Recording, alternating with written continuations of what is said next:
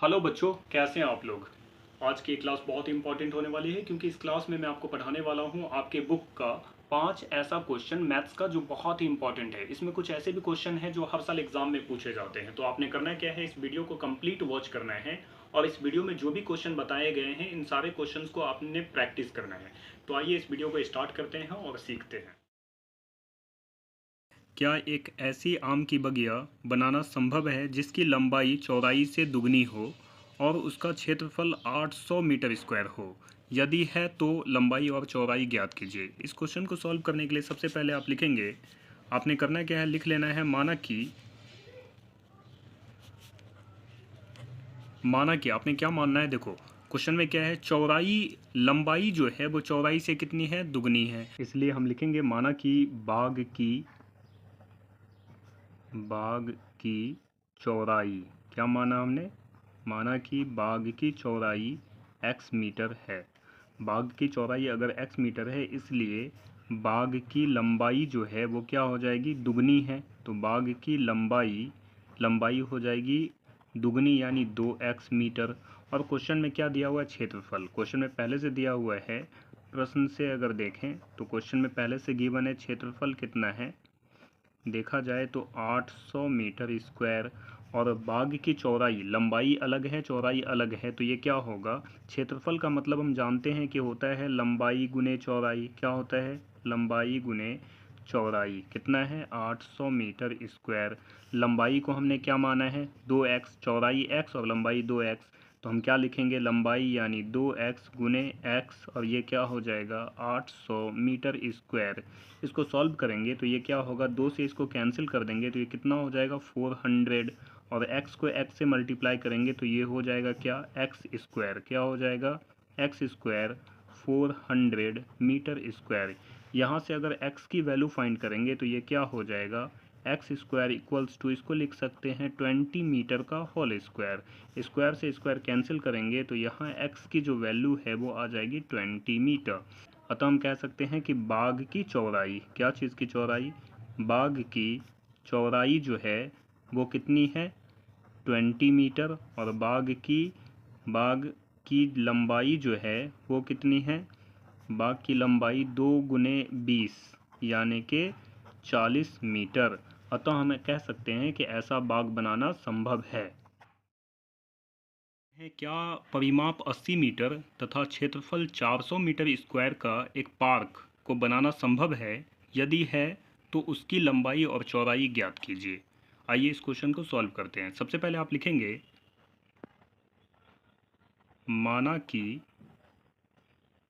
माना कि लंबाई, आपने क्या मानना है, माना कि लंबाई x मीटर है। क्या है, x मीटर तथा चौड़ाई y मीटर है। अब लिखेंगे प्रश्न से, जैसा कि प्रश्न में गिवन है परिमाप कितना दिया हुआ है। अब ध्यान से देखोगे क्वेश्चन में दिया है परिमाप 80 मीटर, तो लिखेंगे परिमाप 80 मीटर। और आप जानते हैं परिमाप का फॉर्मूला होता है 2 गुने लंबाई प्लस चौड़ाई। तो ये आपने लिख लेना है, इक्वल्स टू क्या होगा 80 मीटर। यहाँ लिखेंगे 2 और लंबाई को हमने x माना है, चौड़ाई को y, और इक्वल्स टू क्या होगा 80 मीटर। यहाँ 2 से कैंसिल करेंगे तो ये हो जाएगा 40 मीटर। तो ये क्या आ गया, x plus y equals to 40 meter. यहाँ से अगर आप देखोगे तो x या y की वैल्यू फाइंड कर सकते हैं, इसलिए आप लिख सकते हो x बराबर 40 मीटर माइनस वाई।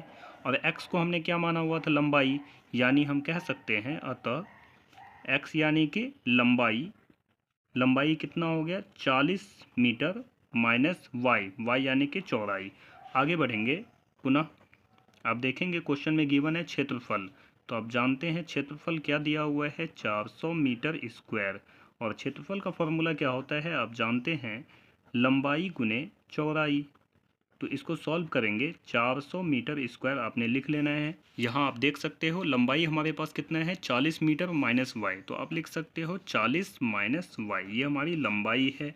और चौड़ाई को हमने क्या माना हुआ है वाई, तो लिखेंगे वाई इक्वल्स टू क्या हो जाएगा 400 मीटर स्क्वायर।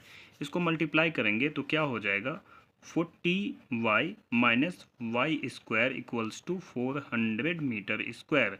यहाँ से आप इसको क्या करोगे, इसको अरेंज कर लेना।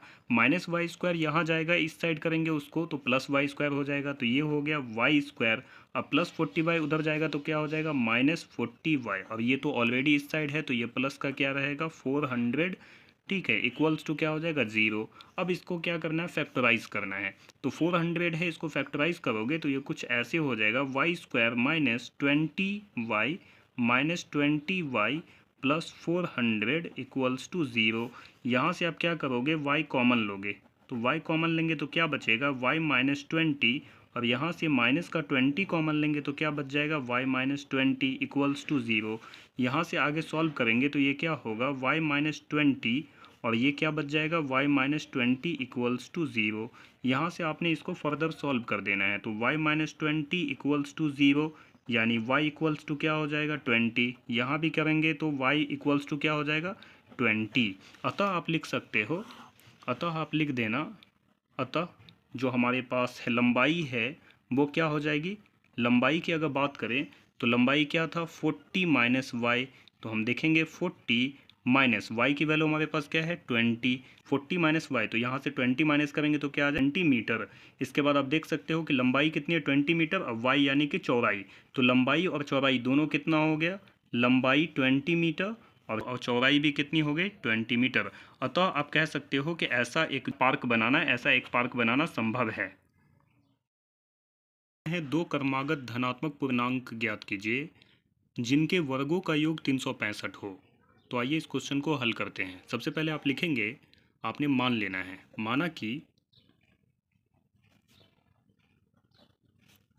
माना कि पहला धनात्मक पूर्णांक बराबर x, इसलिए दूसरा धनात्मक पूर्णांक बराबर x प्लस 1 है। ठीक है, जैसा कि आप देख सकते हो क्वेश्चन में दिया हुआ है दो संख्याओं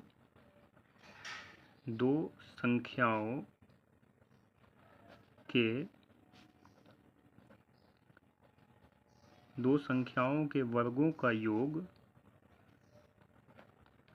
365 है। 365 है। पहली संख्या x है तो x का क्या करना है, हमने क्या करना है वर्गों का योग, यानी पहला संख्या x है तो x का वर्ग, उसके बाद योग है यानी कि प्लस का साइन, और दूसरा संख्या x प्लस 1 है तो इसका भी क्या करना है वर्ग कर देना है, और बराबर में क्या है 365। अब इसके बाद इसे हल करेंगे, x square as it is रहेगा प्लस इसको a प्लस बी का होल स्क्वायर लिखेंगे तो क्या होगा a square plus 2ab plus b square equals to 365। इसके बाद आगे सॉल्व करोगे, x square plus x square क्या होगा 2x square plus 2x plus 1, और 365 यहाँ आएगा तो क्या होगा माइनस 365 इक्वल्स टू 0। आगे सॉल्व करेंगे 2x square plus 2x minus 364 equals to 0। यहाँ से आपने क्या करना है 2 कॉमन लेना है तो क्या होगा x square plus x minus यहाँ क्या हो जाएगा 182 इक्वल्स टू 0। 182 का फैक्टर करेंगे तो क्या होगा 182, यहाँ अपने इसका एलसीएम करना है, प्राइम फैक्टराइजेशन 2 से करेंगे 2 नवा 18, 2 एकम 2, और 7 से करेंगे तो 13। ये कितना हो जाएगा 7 दूना 14 और 13, 14 में से 13 गया तो कितना बचेगा 1। तो इसको आपने लिख लेना है पहले x square plus x minus 182 equals to 0। यहाँ इसको क्या लिखोगे आप x square plus 14x minus 13x minus 182 equals to 0। यहाँ से आप क्या करोगे x कॉमन लोगे तो क्या बचेगा x प्लस 14, और यहाँ से माइनस का 13 कॉमन लेंगे तो क्या बचेगा x प्लस 14 इक्वल्स टू 0।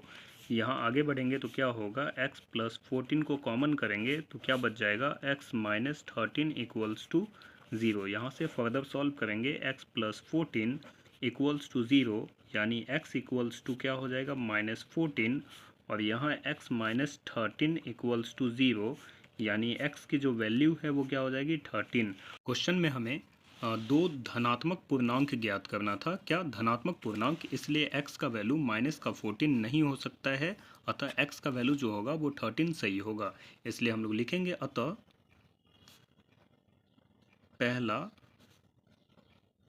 धनात्मक पूर्णांक, हमने x माना हुआ था, तो पहला हमारा धनात्मक पूर्णांक क्या हो जाएगा, x यानी कि 13, और तथा दूसरा धनात्मक पूर्णांक x+1 यानी x+1 का मतलब हो गया 13 + 1 यानी कि 14। तो पहला धनात्मक पूर्णांक 13 और दूसरा 14 आंसर है। हमारे पास एक क्वेश्चन है, ऐसी दो संख्याएं ज्ञात कीजिए जिनका योग 27 हो और गुणनफल 182। इस क्वेश्चन को हल करने के लिए सबसे पहले आप लिखेंगे माना कि पहली संख्या बराबर x है, इसलिए दूसरी संख्या 27 माइनस x है। ऐसा इसलिए क्योंकि दोनों संख्याओं का योग 27 है, पहला x है तो दूसरा 27 माइनस x होगा। इसके बाद आप देखेंगे प्रश्न से संख्याओं का क्या दिया हुआ है, संख्याओं का देखेंगे गुणनफल, संख्याओं का गुणनफल कितना दिया है 182। पहली संख्या क्या है x और दूसरी संख्या 27 माइनस x, इन दोनों संख्या का गुणनफल कितना है 182। इसको हल करेंगे, इसको मल्टीप्लाई करेंगे, क्या होगा 27x minus x square equals to 182। इसको क्या करना है, आपने अरेंज कर लेना है। तो माइनस एक्स स्क्वायर को उस साइड ले जाएंगे तो क्या हो जाएगा एक्स स्क्वायर, प्लस का 27x जाएगा उधर जाएगा तो क्या होगा माइनस 27x, और ये ऑलरेडी प्लस में है तो प्लस 182 इक्वल्स टू क्या होगा 0। अब क्या करना है, 182 को आप फैक्टराइज करोगे, 182 का अगर इसको सॉल्व करते हैं तो क्या होगा 9 और 1 और इसको करेंगे 7 से तो 13, तो ये क्या हो जाएगा 7 2 ज़ा 14, और 14 से अगर 13 माइनस कर देंगे या माइनस 14 माइनस 13 क्या होगा माइनस का 27। तो इसको हम लोग लिख सकते हैं x square minus 13x minus 14x plus 182 equals to 0। यहाँ से अगर x कॉमन लेंगे तो क्या बचेगा x माइनस 13, और यहाँ से माइनस का 14 कॉमन लेंगे तो क्या बचेगा x माइनस 13 इक्वल्स टू 0।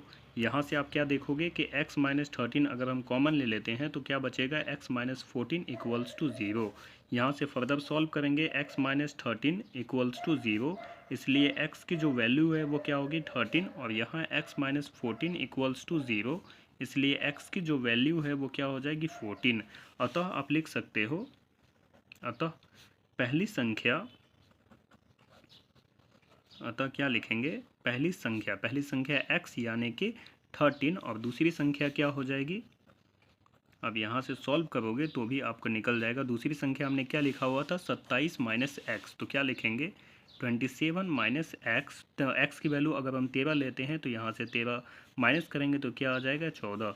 तो आप कह सकते हो कि जो है ना हमारी पहली संख्या 13 है और दूसरी संख्या 14 है। हमारे पास एक और क्वेश्चन आ चुका है, एक समकोण त्रिभुज की ऊंचाई इसके आधार से 7 सेंटीमीटर कम है, 7 सेंटीमीटर कम है, यदि कर्ण 13 सेंटीमीटर का हो तो अन्य दो भुजाएं ज्ञात कीजिए। इस क्वेश्चन को हल करने के लिए सबसे पहले आप एक समकोण त्रिभुज बना लेना। एक समकोण त्रिभुज बनाएंगे और इसका नाम रख देंगे ABC। चलो ये AB और ये C है और ये समकोण है। और इसके बाद आपने करना क्या है, जैसा कि क्वेश्चन में दिया हुआ है त्रिभुज की ऊंचाई आधार से 7 सेंटीमीटर कम है, इसलिए आपने लिखना है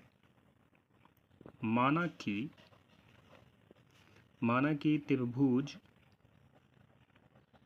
त्रिभुज का आधार क्या है x सेंटीमीटर का है, इसलिए त्रिभुज की ऊंचाई जो है वो क्या हो जाएगी, त्रिभुज की ऊंचाई x माइनस 7 सेंटीमीटर। और क्वेश्चन में पहले से दिया हुआ है कर्ण कितना है, देख सकते हो क्वेश्चन में दिया हुआ है कर्ण 13 सेंटीमीटर, तो लिखेंगे कर्ण 13 सेंटीमीटर। तो क्या हो गया BC यानी आधार जो है वो x है और ये लंब कितना हो जाएगा x माइनस 7 और ये कर्ण कितना है 13। यहाँ आप सॉल्व करेंगे इसको तो आप लिखोगे पाइथागोरस प्रमेय से।